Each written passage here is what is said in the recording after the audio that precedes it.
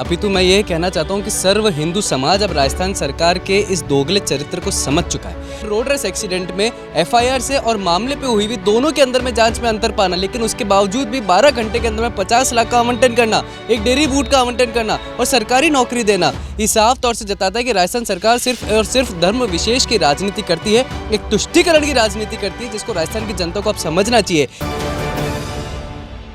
हिंदू सामाजिक संगठनों द्वारा लंबे समय से राजस्थान सरकार के ऊपर मुख्यमंत्री अशोक गहलोत के ऊपर तुष्टीकरण करने का आरोप लगाया जा रहा है। कहा जा रहा है कि एक धर्म विशेष को राजस्थान सरकार के द्वारा अनावश्यक या फिर हम ये कह सकते हैं कि लीक से हटकर मदद दी जा रही है।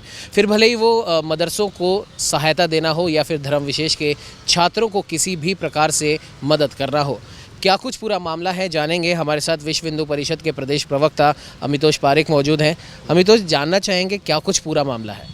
36 मुसलमान छात्रावास मुसलमानों को दिए गए और आवंटन करे गए न्यूनतम पे, बिना किसी क्रिया के, बिना किसी प्रक्रिया के।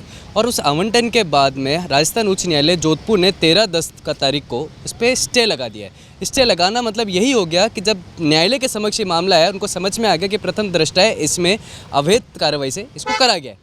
उसके बाद मामला यहाँ तक नहीं रुकता। हम जब आगे की तरफ बढ़ते हैं तो मदरसों के अंदर में 9 वर्ष से अधिक काम करने वाले संवेदन कर्मियों के लिए क्रिएशन करना पोस्ट का, और वो संवेदन कर्मी जो सड़कों पे उतर के, जिनको राजस्थान सरकार ने आश्वासन दिया कि हम आपको परमानेंट करेंगे, आज उसके ऊपर राजस्थान सरकार चुप हो गई है।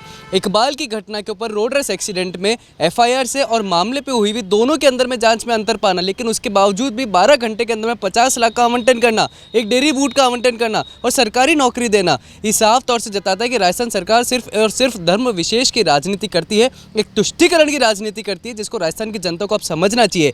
लेकिन जब बात आती है हिंदू त्योहारों की तो राजस्थान के मुख्यमंत्री चुप हो जाते हैं, पथराव होते हैं तो चुप हो जाते हैं, लेकिन दावत के समय पे करौली दंगों में मुख्य आरोपी को बुलाने के पीछे नहीं हटते। तो ये राजस्थान सरकार को समझना चाहिए कि तुष्टीकरण की राजनीति अब बंद होगी। और मैं आपके माध्यम से जनता को अपील करता हूँ कि अपना मतदान देते समय याद रखिए कि अगर हम मतदान सही जगह नहीं करते हैं तो तुष्टीकरण की राजनीति सिर्फ 5 वर्ष नहीं, आने वाले 5 वर्ष और हो सकती है। क्या लगता है अमितोष आपको इस तुष्टीकरण की राजनीति के पीछे क्या कुछ वो उदाहरण है जो भले ही पुरानी बस्ती में रह रहे एक व्यक्ति जिसकी गला काट के हत्या कर दी गई थी, उसे किसी भी प्रकार की आज की तारीख तक कोई मदद नहीं मिली है।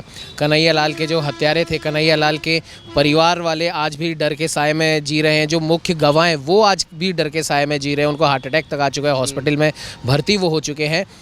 गौकशी के कई मामले हमने राजस्थान में देखे हैं, लेकिन उनके ऊपर उस प्रकार की ठोस कार्रवाई नहीं की जाती जिस प्रकार की होनी चाहिए। तो क्या ये वो सारे कारण हैं कि आज तमाम हिंदू संगठन राजस्थान सरकार के खिलाफ हो गए हैं? देखिए, तमाम हिंदू संगठन नहीं, अपितु मैं ये कहना चाहता हूँ कि सर्व हिंदू समाज अब राजस्थान सरकार के इस दोगले चरित्र को समझ चुका है। और राजस्थान सरकार का दोगला चरित्र मैं आपको बताता हूँ। हम चालू करते हैं, भगवान राम का हल्फनामा मांगते हैं, आज जो जय सिया राम के पोस्टर लगा रहे हैं।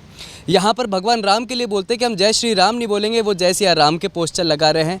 यहाँ पे जय श्री राम को एक आपत्तिजनक माना जाता है और नारों को कह दिया जाता है कि जब जय श्री राम के नारे लगते हैं तो दंगे भड़कते हैं। गौ भक्षक को गौ रक्षक मान लिया जाता है। जुनैद और नासिर जैसी घटनाओं को बिना किसी ढंग से जांच पड़ताल के सिर्फ एक अपराध को रंग दे दिया जाता है। राजस्थान के अंदर में किशन पोल, जयपुर किशन पोल से पलायन होता है हिंदुओं का, तो राजस्थान के मुख्यमंत्री चुप हो जाते हैं। तो इस तरह के जब हिंदुओं को दबाने का प्रयास राजस्थान सरकार ने करा है, ये साफ तौर से सबके समक्ष आ चुका है। और अब मतदान हिंदुत्व के लिए और जय श्री राम के नारे को ही ध्यान में रखते हुए करा जाएगा। बिल्कुल, ये थे हमारे साथ अमितोष पारिक। इनका साफ तौर पर कहना है कि राजस्थान सरकार की पिछले 4.5-5 साल में जो नीतियां रही हैं, कहीं ना कहीं वो हिंदुत्व विरोधी रही हैं। और इसका ताज़ा उदाहरण इन्होंने दिया है इकबाल हत्याकांड, जो कि एक रोड रेज एक्सीडेंट इनके हिसाब से कहा जा रहा है। उसे 12 घंटे के अंदर मदद दी जाती है, लेकिन कई ऐसे हिंदू परिवार हैं जिनके परिवार में मुखिया के नाम पर अब कोई नहीं बचा है, सिर्फ महिलाएँ वहाँ पर बची हैं। उनके परिवारों तक आज दिन तक किसी भी प्रकार की कोई मदद सरकार की तरफ से नहीं की जाती। तो जाहिर तौर पर तमाम हिंदू संगठन हो या फिर अमितोष के हिसाब से सर्व हिंदू समाज के अंदर इस तुष्टीकरण की नीति के खिलाफ विरोध काफ़ी बड़े पैमाने पर देखा जा रहा है। और आने वाले समय में विधानसभा चुनावों के अंदर सर्व हिंदू समाज के द्वारा मुख्यमंत्री अशोक गहलोत के खिलाफ, राजस्थान सरकार के खिलाफ मतदान कर हिंदू समाज को जो हम कह सकते हैं एक तरीके से परेशान किया जा रहा है, उस परेशानी को दूर किया जाएगा। और न सिर्फ हिंदू समाज का बल्कि सर्व समाज का एक कह सकते हैं कि विकास वापस से पटरी पर आएगा। सहयोगी कैमरामैन अजय के साथ उमंग माथुर, नवतेज टीवी, जयपुर।